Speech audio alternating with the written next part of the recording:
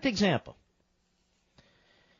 There's another story out here about a phony case involving Eric Prince. He's the founder of the private security company Blackwater. We're supposed to hate him, and we're supposed to hate Blackwater. Why? Because the liberals create devils. I don't hate Eric Prince. I don't know him. I don't hate Blackwater.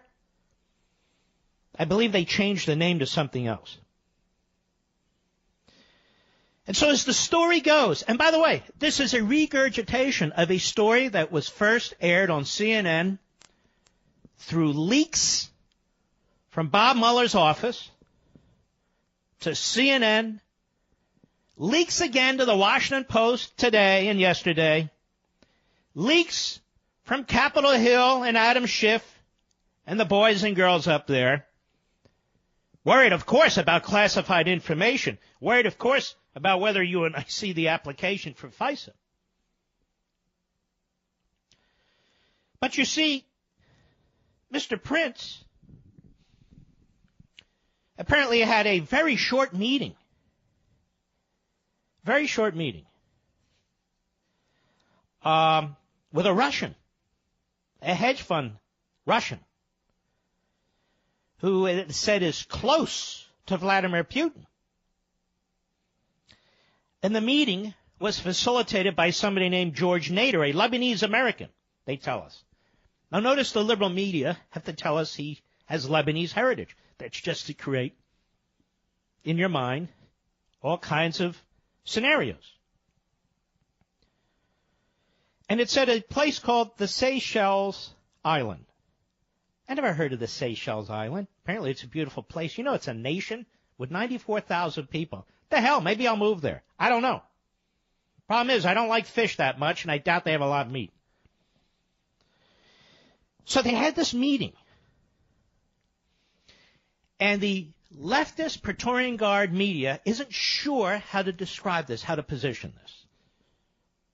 First, they position this as collusion with the Russians, that Mr. Prince, through Mr. Nader, and Qatar are trying to figure out how to create a backdoor communications channel between Trump and his people and Russia.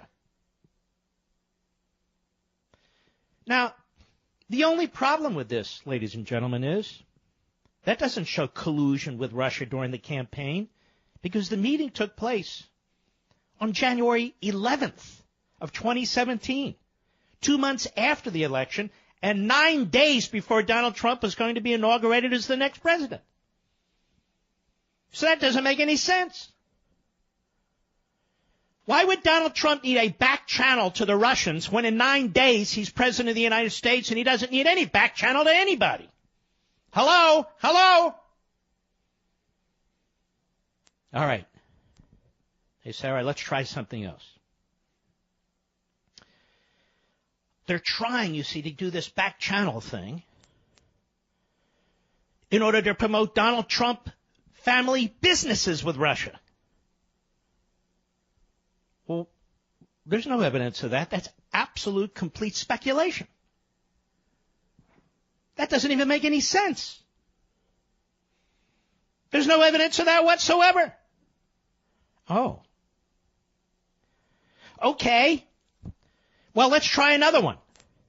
This guy, Eric Prince, maybe he doesn't really know Donald Trump, but he gave a lot of money to the Trump campaign through a PAC, $250,000. Maybe he was trying to buy favoritism with the Trump campaign by setting up this meeting with Russia. The problem is, Mr. Prince says, it had nothing to do with the Trump campaign of any sort. Had nothing to do with Trump, his finances, so forth and so on. And this matter was reported, as I said, in August on CNN, with this Aaron Burnett breathlessly going on and on in an incomprehensible, incoherent, moronic way, pressing Mr. Prince, who showed up and was interviewed in August 2017. And the interview is stupid. 5 or 6 weeks later, the great journalist, one of the greatest journalists of our era, Bret Baier, examines this too, on the Fox News channel with Catherine Erich. And they report it honestly. And they're not making allegations like CNN. So it's reported in August, it's reported in September, it's already been leaked, and the Washington Compost does a brand new story on it, like it's, wow, it's a big deal, and it's all over TV, all over radio, all over the damn place. Because now we're told Bob Mueller's looking into this meeting. Foreign contacts, collusion. Say what? Foreign contacts and collusion. Then they try to drag Jared Kushner into this. Then they try and drag Steve Bannon into this. They try and drag other people into this. Drag them into what?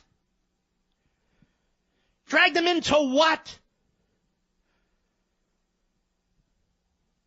So this was the big story the last 36 hours. It's a non-story. And the fact that Mueller and his Democrat prosecutors are looking into this, which has been leaked, the fact that this Lebanese American, Nader, was met at the airport a few months ago with subpoenas by Mueller's Democrat prosecutors, the fact that he's given testimony to the Mueller grand jury just shows you that Mueller is a lousy, good-for-nothing, rogue, phony prosecutor. He is a political hack dressed up as his special counsel. His staff of Democrats are political hacks dressed up as assistant special counsel. I suspect Mr. Mueller's going to put together his own dossier by the time this is over,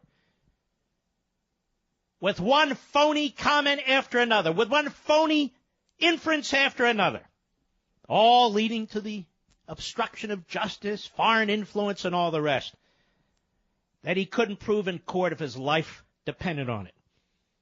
Just as he screwed up the anthrax case for 5 damn years, chasing down the wrong guy, smearing him through leaks all over the media, and he still hasn't apologized. And how come I'm the only one who mentions that if Paul Manafort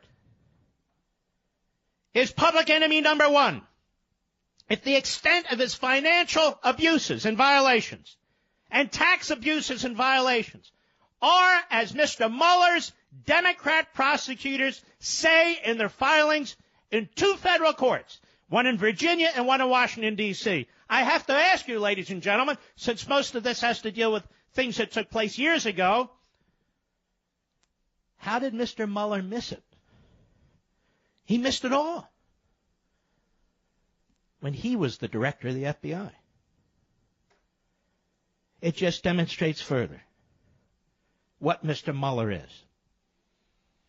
Mr. Mueller would be perfect as a prosecutor in Vladimir Putin's Russia. There's the irony. Mr. Mueller would be perfect as a prosecutor in the old Soviet Union.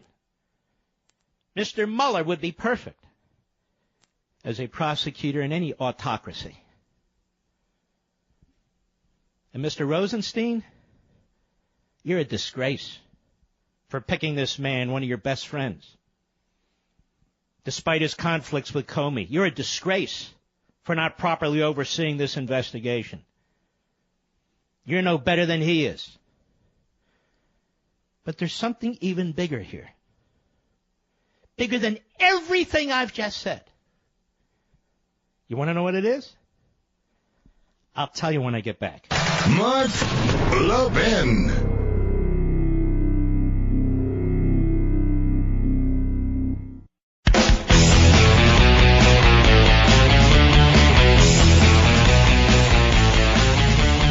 All right, ladies and gentlemen, let's see how good you are at this. Let's see if you're better than most talk show hosts. What's the big issue here? Eric Prince is an American citizen.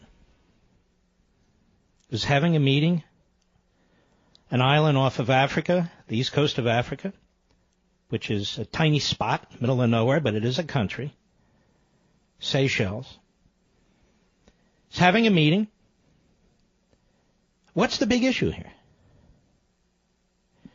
The Obama administration spied on him. You understand what I'm saying?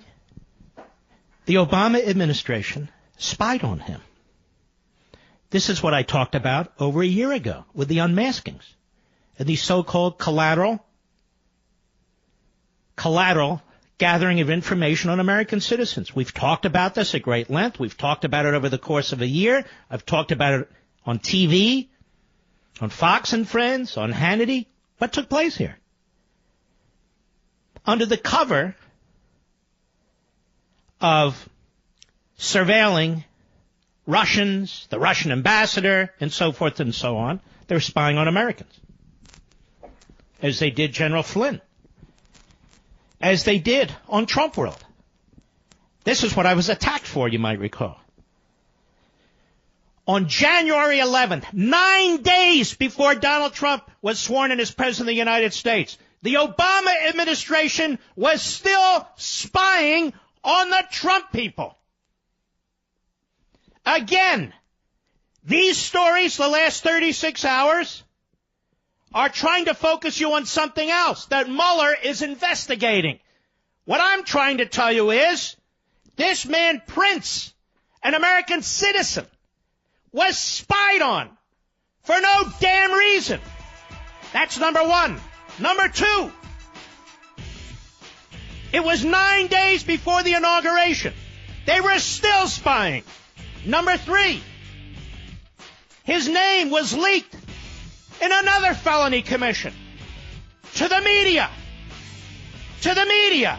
That's number three. I'm not done. I'll be right back.